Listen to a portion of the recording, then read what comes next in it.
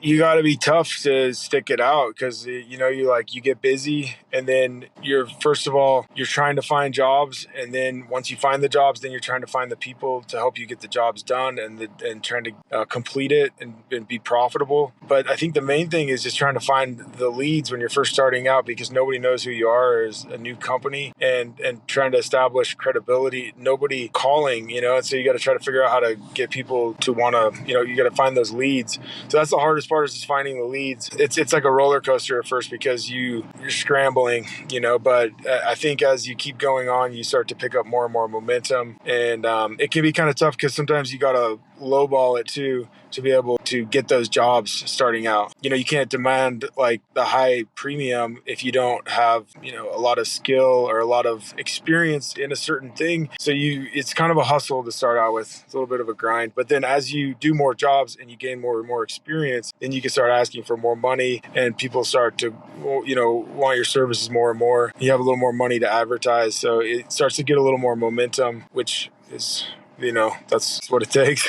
Yeah, I think it's interesting that you describe the struggles that it is to start a business is new leads, gaining experience, and then gaining more income and being able to build on your book. Those are reciprocated and matched, I think, in skilled workers and in skilled labor in the field. Is in order to gain more experience, you need to find a company that's going to invest in you. You have to find a company who's going to give you an opportunity. And you have to get experience by doing that over and over and over again.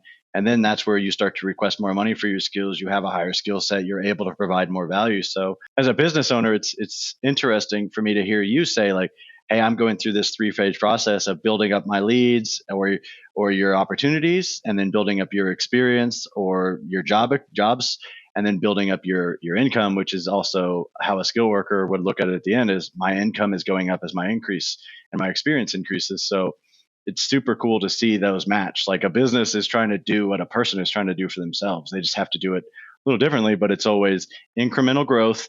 It doesn't typically happen overnight. And as you just described, that beginning part is a grind. You got to sometimes be willing to come in and start a little lower on the price. You got to be willing to come in and gain experience so you can prove yourself or build your resume or build your book. So definitely super interesting to tie those two things together. I don't know if that correlates to you at all, but no, exactly. It was really fun. It's the same thing. And that's the attitude to take if you want to become successful quickly, because if you want to be able to lead, you have to follow. So like you have to become really good at a trade. If you want to demand more money for whatever your skill is, whatever your service, just buckle down, focus in, and be like, I'm going to grind this out. I'm going to learn. I'm going to make myself valuable. I'm going to make myself, I'm going to educate myself on this. I'm going to become quality, and then I'm going to be able to ask for more money. That's the same for a worker. That's the same for an operator, for a business owner, for anybody.